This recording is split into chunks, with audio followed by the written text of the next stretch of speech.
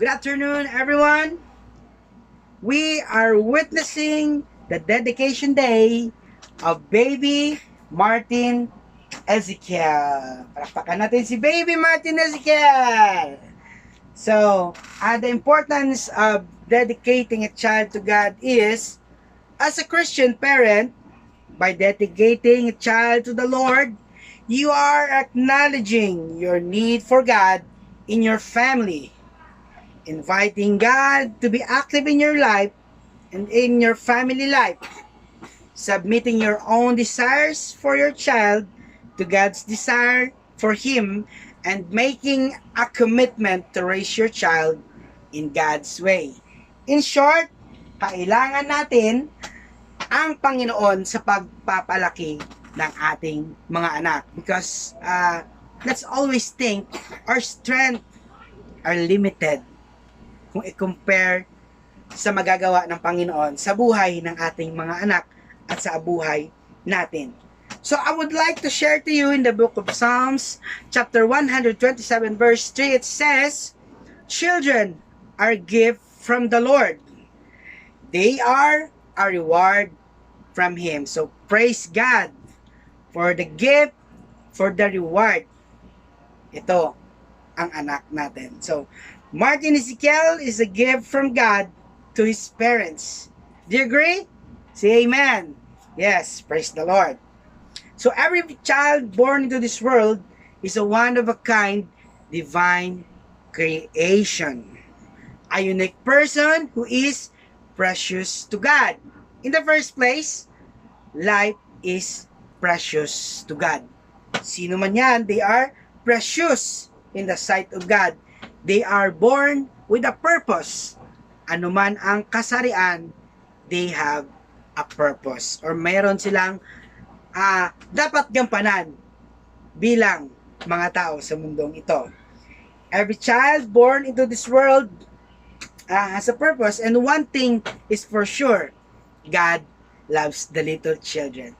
Naalala natin nung bata pa tayo, no? Hanggang sa paglaki natin, we are surrounded by God's love.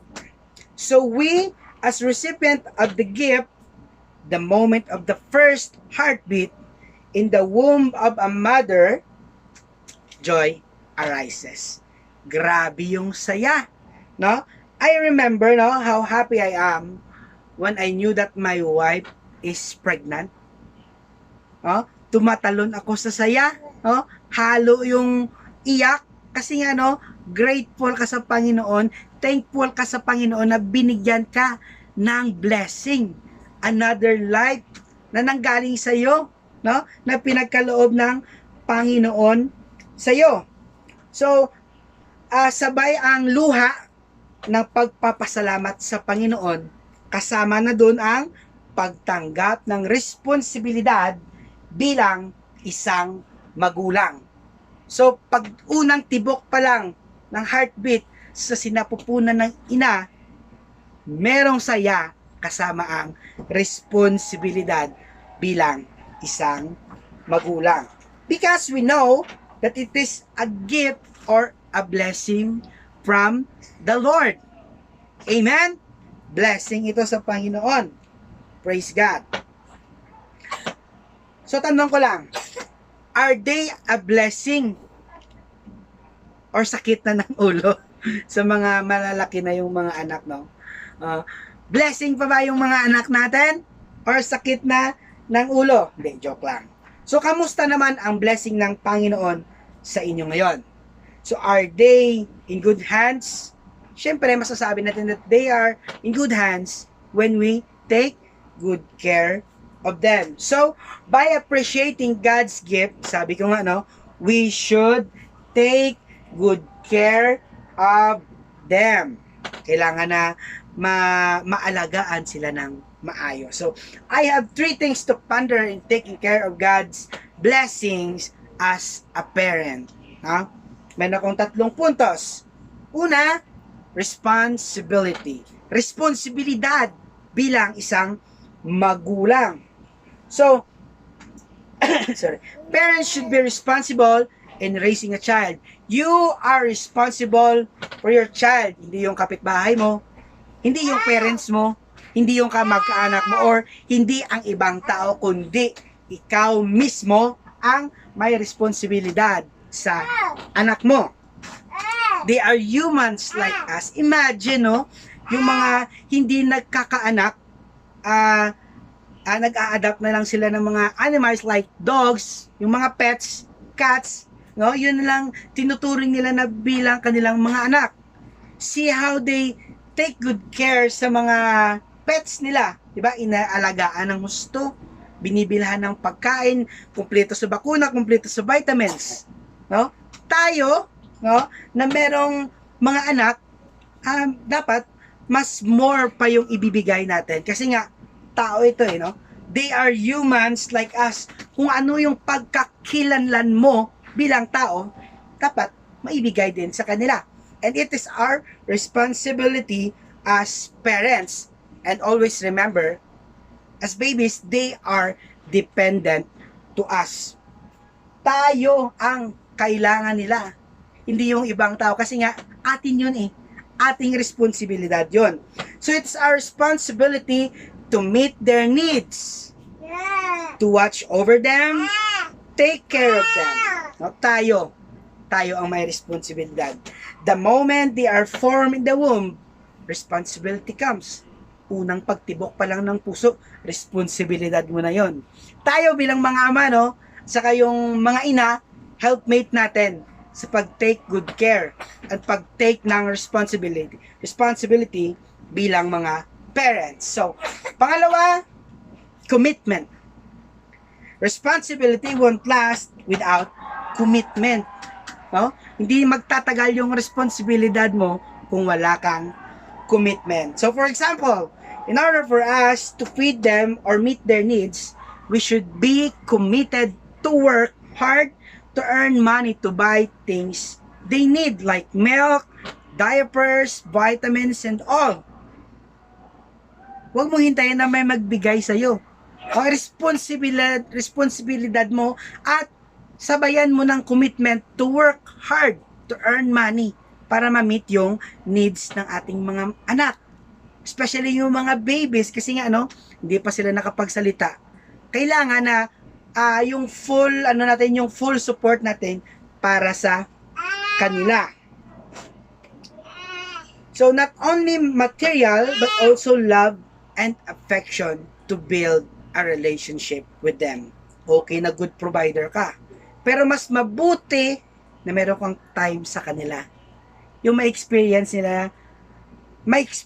kanila bilang parent or bilang ama or ina. No? Kasi dyan din natin mapapakita kung ano tayo at kung anong pagmamahal ang binibigay natin sa kanila if we are present with them in order for us to build a relationship with them. So for us to be recognized by them as their parents, let's be committed to our responsibility. Kailangan committed ka sa responsibilidad mo, hindi lang sa una kundi sa huli, hanggang sa huli meron kang responsibilidad. Hanggang kaya nila responsibilidad mo sila, tandaan mo yan. So, next is be a good example. Kailangan din na a good example tayo sa kanila that our life are worth to follow or worth to imitate as we imitate Christ. Sabi nga ni Paul, no? I imitate Christ. Imitate me as I imitate Christ. So, tayo din, bilang mga magulang, tayo yung tinatangala ng ating mga anak. So, be a good example. Children are looking up for us. Our ways, our words, our character, and attitude matters. It all matters. Tandaan natin, no? Bawat words na binibigkas ng ating bibig, it all matters to them. Siyempre, tayo yung accountable sa mga words natin if hindi mabuti yung lumalabas sa ating mga bibig. So, if you want them to have a bright future, then start it within you. Sabi nga, no, be a good example as parents. Kung paano ka magmahal sa iyong asawa, yun din yung susundin nila. Kung paano ka mag-treat sa ibang tao, yun din yung susundin nila. Kasi nga, ikaw yung kasama nila. Nandyan ka. Ikaw yung palagi nilang nakikita. So kung ano yung nakikita nila, yun yung sinusunod nila. It all start within us parents. So, because children follow what they see or hear, for us to have a good future with them, Proverbs 22 verse 6 is a good instruction. Ano sabi doon? Train up a child in the way he should, and when he is old, he will not depart from it. So praise God for His word and instruction. So it is our responsibility to discipline them. Hindi pwede na mas matapang pa yung anak mo sa'yo. Dapat ikaw yung matapang. Ikaw yung masusunod. Kasi nga, responsibilidad mo sila. No, hindi pwede na sila yung matapang, hindi pwede na spoiled brat sila, no? Hindi yan yung way na pagpapalaki ng bata, no? Dapat yung pagpapalaki natin ng bata ay inspired sa Word of God. Galing sa Bible. Yung mga ituturo natin sa kanila. So it's our responsibility to discipline them, not by someone or somebody. No? Hindi tayo magaya-gaya sa iba kung paano sila mag-discipline sa kanilang mga anak, their ways. Bible is enough. And you, as you follow what the Bible says, dapat makita din sa'yo kung ano yung natutunan mo sa Bible, yun yung ituro mo sa anak mo. No? Wala silang right to discipline your children. Nasa iyo ang right to discipline your child because child mo yan. If we don't teach them, they will embrace the world's standard of living. Tandaan natin yan, kapatid.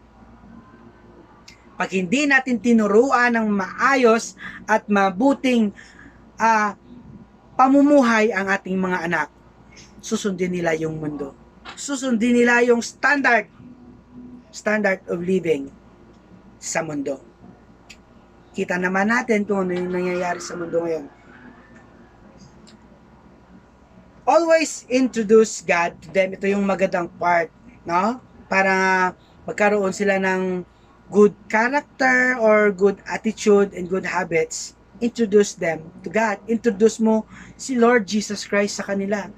Introduce mo ang mga tinuturo ni Jesus sa atin in order for us to live a life that is pleasing and good in God's sight. So introduce God to them and set as an example of a good and happy life. So kailangan tayong mga magulang na nilulook up ng ating mga anak should set a good example. Hindi bad example, kundi good example. So for conclusion, in response to God's gift, take good care of them.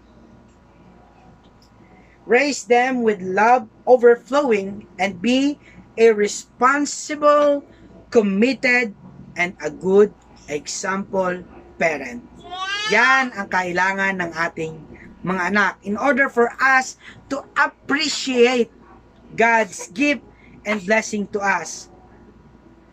Bilang mga anak natin, kailangan nating ma-take good care sila. So that's all, and happy dedication day, baby Martin Ezekiel. Praise God, and to God be the glory.